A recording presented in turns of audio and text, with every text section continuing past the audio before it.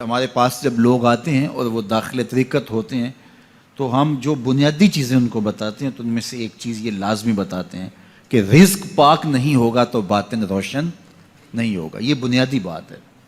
اگر رزق پاک نہیں ہے تو میرے حضور نے ارشاد فرمایا کہ ایک بندہ سفر کر کے کعبۃ اللہ کے صحن میں پہنچتا ہے اور کعبے کے پردوں کو تھام رہا ہے, وہ یمد یدیہ, اور لمبے لمبے ہاتھ کر کے کہتا ہے اے اللہ, لیکن اس کا کھانا حرام ہے, اس کا پینا حرام ہے, اس کا لباس حرام ہے, وہ غزیہ بالحرام, اس کو غذا حرام سے دی گئی ہے. میرے حضور نے فرمایا اس کی کوئی دعا قبول نہیں ہوگی. سفر کیا, جنگل پہاڑ کاٹے, سمندروں کو پاٹ کر کے آگے گیا, ہواؤں کے کلیجے چیر کے آگے بڑھا, مہینوں کی مسافتیں طے کر کے گیا اور کعبۃ اللہ کے سامنے کھڑا ہے, سین حرم میں مطاف میں کھڑا ہے, لیکن اس کا جسم حرام سے پلا ہے. اس نے جو پہنا ہے اس لباس کا تانا یا بانا حرام کا ہے, اس کو غذا حرام کی دی گئی ہے, اس نے پیا حرام کا ہے, اس نے کھایا حرام کا ہے, تو پھر اس کا یہ سارا سفر رائے گاں چلا جائے گا, اس کو کچھ نصیب نہیں ہوگا. تو سب سے پہلی شرط اس عنوان سے عقل حلال ہے. اس کے بعد پھر صدق مقال ہے کہ آپ کی زبان جھوٹ نہ بولے. جب کوئی شخص جھوٹ بولتا ہے, روحانیات تو دور کی بات ہے, اللہ کے فرشتے اس سے 1 میل دور ہٹ جاتے ہیں. جب کوئی شخص جھوٹ بولتا ہے تو حدیث پاک میں آتا ہے اس کے منہ سے ایک خاص قسم کی بدبو نکلتی ہے. اس بدبو کو ہم نہیں سونگھ پاتے لیکن فرشتے سونگھ لیتے ہیں, چونکہ فرشتے انتہائی حساس مخلوق ہے, اور وہ جھوٹ کی وجہ سے نکلنے والی بدبو کو سونگھتے ہیں. اللہ نے حضرت امام اعظم امام ابو حنیفہ رضی اللہ تعالیٰ عنہ کو یہ بصیرت عطا کی تھی اور یہ باطنی نظر بخشی تھی کہ جب کوئی شخص وضو کرتا تھا تو اس کے وضو کے پانی سے پہچان لیتے تھے کہ یہ کس گناہ کا مجرم ہے. جب بندہ وضو کرتا ہے تو وضو سے ہاتھوں کے گناہ جھڑتے ہیں, منہ کے گناہ جھڑتے ہیں, تو وہ وضو کے پانی سے اس بات کو محسوس کرتے تھے. اللہ نے ان کو وہ بصیرت عطا کی تھی, لیکن انہوں نے اللہ کی بارگاہ میں عرض کی مالک مجھ سے یہ چیز چھین لے, یہ چیز مجھے نہیں چاہیے. لوگوں کے بارے میں جو ہے وہ ایسا گمان پھر پیدا ہوتا ہے.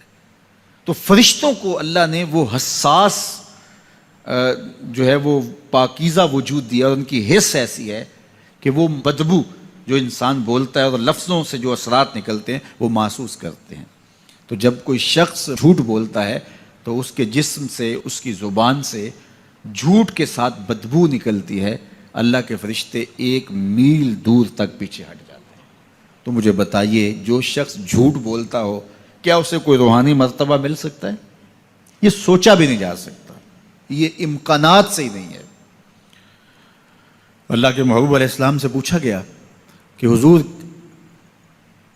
کوئی مسلمان, کوئی مومن کیا بزدل ہو سکتا ہے؟ فرمایا نہیں, وہ بہادر ہوتا ہے, لیکن ہو سکتا ہے کبھی اس سے بزدلی بھی سرزد ہو جائے. انسانی کمزوری ہے, کبھی انسان بہت طاقت میں ہوتا ہے, کبھی انسان کمزور بھی پڑ جاتا ہے.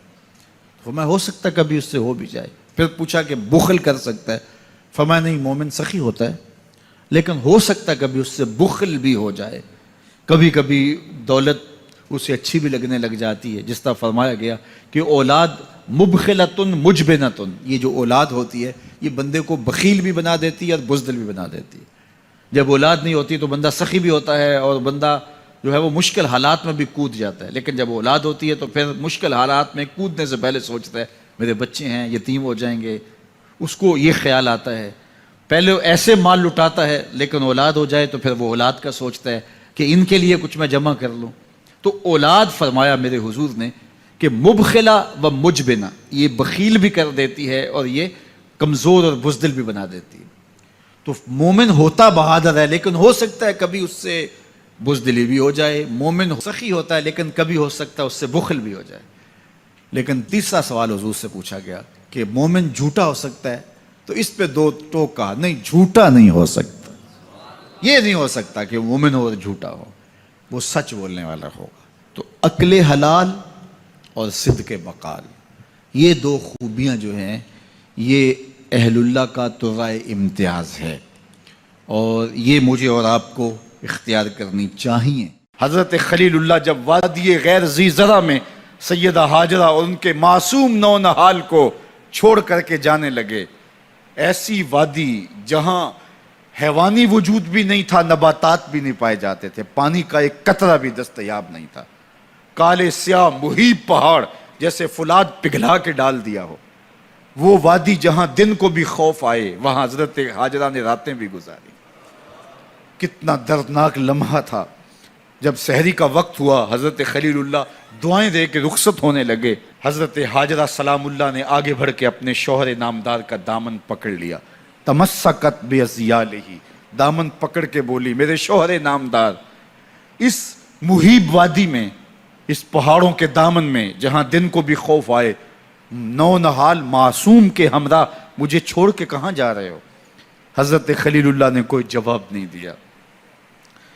پھر قدم اٹھایا تو زوجہ نے پھر دامن پکڑا، پھر وہی سوال، پھر کوئی جواب نہیں آیا۔ تیسری مرتبہ دامن پکڑا، خلیل اللہ کی جانب سے کوئی جواب نہیں آیا، تو خاتون خود بولی کیا اللہ کا حکم تو نہیں؟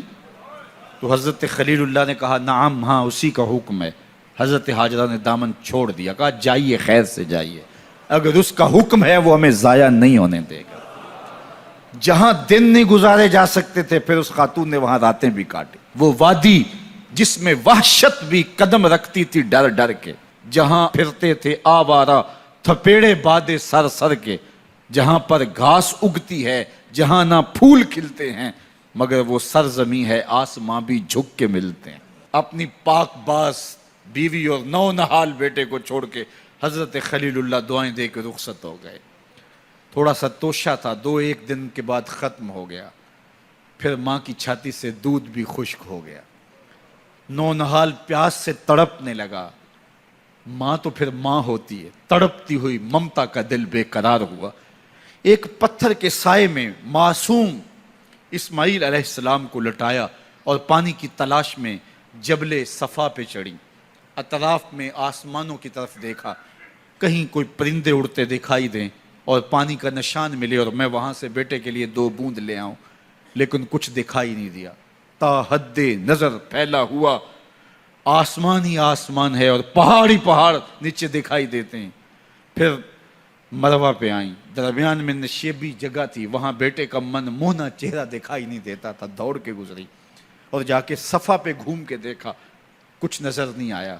ادھر بھی دیکھ لیا، ادھر بھی دیکھ لیا، لیکن ماں تھی، پھر دوبارہ صفا پہ آئی، صفا پہ دیکھا، کچھ دکھائی نہیں دیا، پھر تڑپ کے مروہ پہ آئیں، وہاں پھر دیکھا، کچھ دکھائی نہیں دیا، پھر صفا پہ آئی، کبھی صفا پہ کبھی مروہ پہ، تڑپتی ہوئی ماں کی ممتا، بے قرار دل، ادھر پانی کی پیاس سے تڑپتا ہوا معصوم اسماعیل پتھر کی اوٹ میں، درمیان سے ماں گزرتی ہے تو بھاگ کے گزرتی ہے کہ بیٹے کا من مونا چہرہ بھی نگاہوں کے سامنے رہے۔ ذرا منظر تو دیکھو کتنا دل آویز ہے، اللہ اکبر، سینوں میں پتے پانی ہو جائیں، پتھر بھی ہو تو پگھل جائے اس زہرہ گداز داستان سے، لیکن اللہ پر توکل اور ماں کی بے قراریاں، کبھی صفا پہ کبھی مروہ پہ، زبان پہ شکایت نہیں ہے۔ پھر جب مروہ پہ پہنچتی ہیں، 7 چکر مکمل ہو گئے، تو ادھر کیا دیکھا کہ معصوم اسماعیل ایڑیاں رگڑ رہا ہے۔ ماں کا دل ڈولنے لگا کہ بیٹا آخری لمحوں میں دوڑی کہ بیٹے کو جا کے اپنی چھاتی سے چمٹاؤں، ہو سکتا ہے 2 قطرے دودھ کے اس کی زندگی کی آس بندھا دیں۔ تو ماں دوڑتی ہوئی آئی، لیکن جب قریب آئی تو منظر بدلا ہوا تھا، معصوم کی ایڑیوں کے رگڑنے سے تازہ چشمہ پھوٹ رہا ہے، پانی ہے کہ بے قابو ہونا چاہ رہا ہے۔ آگے بڑھی، جلدی جلدی مٹی کی منڈھیری کرتے ہوئے کہا زم زم، رک جا رک جا، اللہ اکبر۔ ہاجرہ سلام اللہ علیہا نے حضرت اسماعیل کی محبت اور اپنے رب پر توکل کی انوکھی اور البیلی داستان رقم کی، کہا ہاجرہ تو نے بھی حد کر دی، لیکن قیامت تک تیری راہوں کو بھی جلوہ گاہ بنا دیں گے۔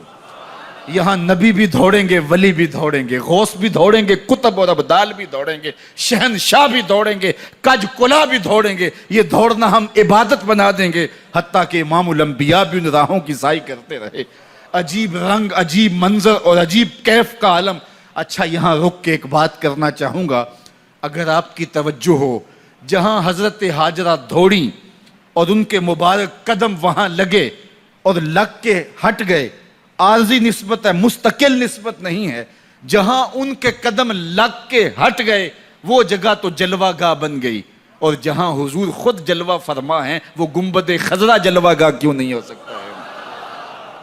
اب یہ پانی جہاں حضرت اسماعیل کے قدم لگے، یہ پانی دنیا کا عظیم ترین پانی ہے، اور پھر اس کا پروٹوکول یہ ہے، اس کو کھڑے ہو کے پیا جاتا ہے۔ یار یہاں بھی روک کے ایک بات کہہ دوں، حضرت اسماعیل کے قدموں کو چھونے والے پانی کا پروٹوکول ہے کہ اس کے لیے کھڑے ہو جائیں، اور حضرت اسماعیل مسجد اقصیٰ میں جس کے پیچھے کھڑے ہو کے نماز پڑھتے ہیں اس امام کے لیے کھڑے ہو کے مصطفیٰ جان رحمت پہ لاکھوں سلام پڑھ لیں تو اس میں شرک کہاں سے آ جائے گا؟ تو یہ تکریم ہے، یہ عزت ہے اس پانی کی کہ اس نے حضرت ذبیح اللہ کے قدم چھوئے ہیں۔ تو یہ سارا حج اللہ اکبر ہمیں ہمارے ماضی سے جوڑتا ہے۔